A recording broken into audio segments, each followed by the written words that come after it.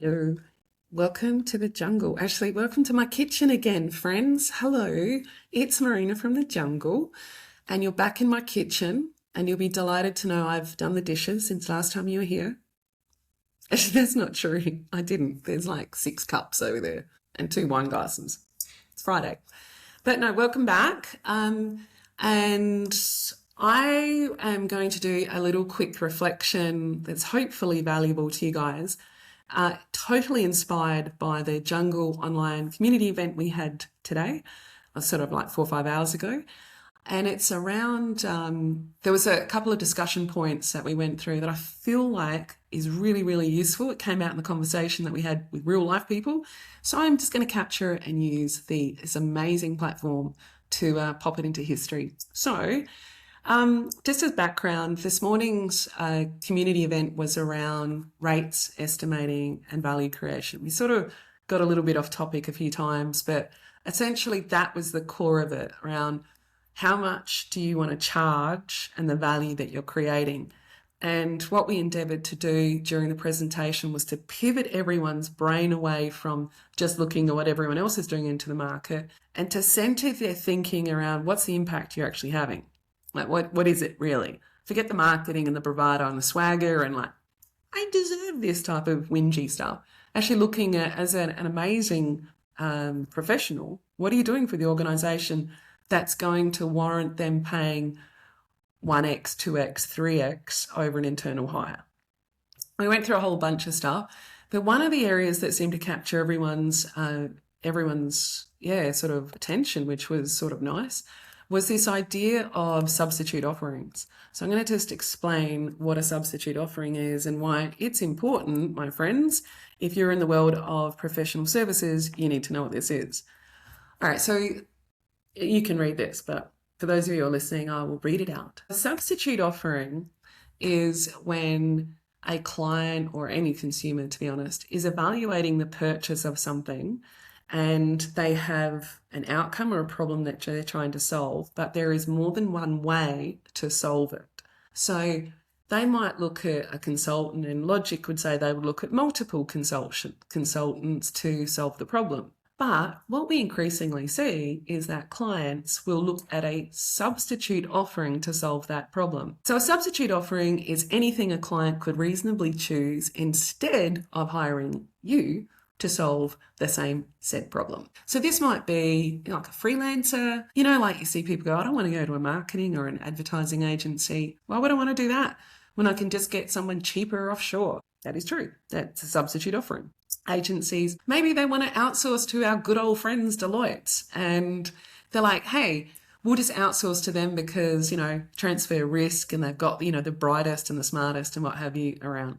That's a substitute offering. They might look at their, old Joe Blow, who's their fixed, one of their employees, and he's a bit underutilized. So they're like, let's get Joe to be the business architect. Even though Joe has no training, credentials, skills, or passion for the role, they look at an internal hire as a potentially cheaper, and he's a known skilled base. So that sort of feels like it's a bit, there's like less risk with it. Here's one that'll blow your mind. Clients in this world of people avoiding accountability will sometimes see a substitute offering, an attractive option is do nothing. When we're seeing tenure rates of employees dropping almost yearly now, a lot of people just wait it out and they're like, hey, I'll just pass the buck to someone else. I don't want to be accountable for actually engaging and getting this piece of work done. Now, we work across 5 different countries, little tiny small boutique one, like we're not big and fancy like IBM days, but we do notice differences in regions. The appetite for being accountable is really different, and therefore the appetite for engaging with people to be able to help their business go forward is different as well. More about that some other point, probably.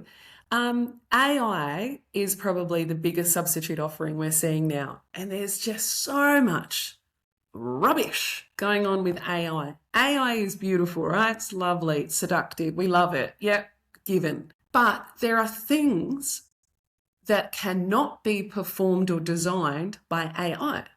And there's lots of reasons why on that front. But what we're seeing clients who perhaps have a very superficial understanding around the strengths and weaknesses of AI, and then are looking at a consultant and they're going, well, can't I just get my chat GPT to do this? And the answer is possibly. If the consultant's value in the market has not been kept fresh over time, that is, they haven't been innovating, upskilling, looking after themselves like their own business, then yeah, they're probably now on par, or they've commoditized themselves, and the market's moved, and we've got these new entrants like these AI bots and agents and capabilities all emerging. So the relative value that the consultant offers has started to compress. Whereas before we would do all sorts of things like value stream massing, risk assessment, computer, maturity models, all this stuff. And we would have it in our head and that's what we would sell. AI has absolutely eaten into a lot of that differentiation that consultants enjoy. Whether it's real or not, that's a different argument.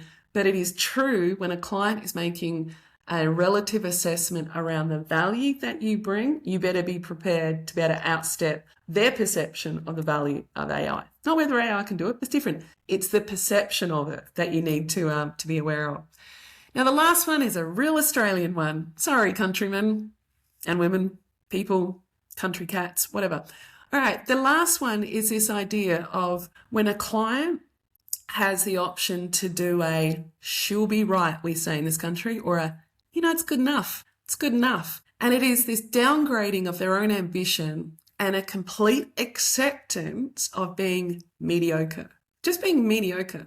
I don't even know what that is. Because if the organisation then became a human, it's sort of like a collective lack of self-esteem or self-belief. I don't know. I never understood it.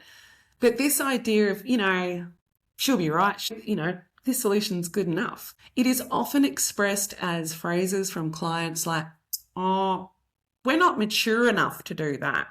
What? What do you mean you're not mature enough? That's how you become a higher performer, by adopting new things. Second one you hear is, we're too risk adverse. We're just too risk adverse. We would not do that. So a good enough substandard solution is just fine on that front. Now, each of these items here on the categories under these substitute offerings need little tiny micro strategies. So when you are appealing to a client around decision making and you're trying to present the value, the unique value you can give to them, you have to be aware that clients do not compare you in isolation. They're not just looking at other consultants or, they're not just saying, hey, Marina's good at restructuring, so we'll just look at 3 or 4 restructuring experts. Not that I don't call myself an expert, but I don't know. I'm a good tooler on that front. But they wouldn't just be looking at alternatives that look and sound and have the same credentials as me. These days, they would be looking at this huge burst of innovation that's gone on for the last 5 years, particularly in the freelancer world, and they'll be going, hey, there's a whole lot of other ways we can do it as well. Wild. It means for us that the days of just being lazy and being able to have the blue suit and the white shirt and the swag and the trust me, bro, they're over. They're over. And for those people who are up for the for those of you who perhaps have been left behind, or you've had a bigger focus on skilling yourself and being a really, really impactful performer, this is your time. This is your time to outplay everyone. Those old networking boys and girls clubs and all that type of stuff where people will actually hire someone they know over someone who is a high performer, I feel like that might be getting tested a little bit. It's getting a little bit more competitive in there. So you want to hire A and B graders.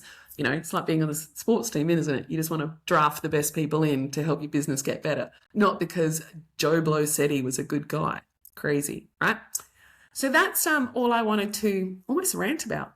Oh, not rant, but it was such an interesting thing on these this jungle community chat, how everyone was sort of gravitating, and then maybe the way we're feeling around our rates in decline. No, rates are not in decline. There are certain parts of the sector that are getting commodified, and we know in commodities they it's an economic model there. If you don't have an answer and you haven't got a positioning statement that allows you to not just play out your direct competitors, but also the substitute offerings, you, my friend, are going to struggle for gigs. You will also have difficulty maintaining your rates at the level that allows you to enjoy the life that you have become accustomed to.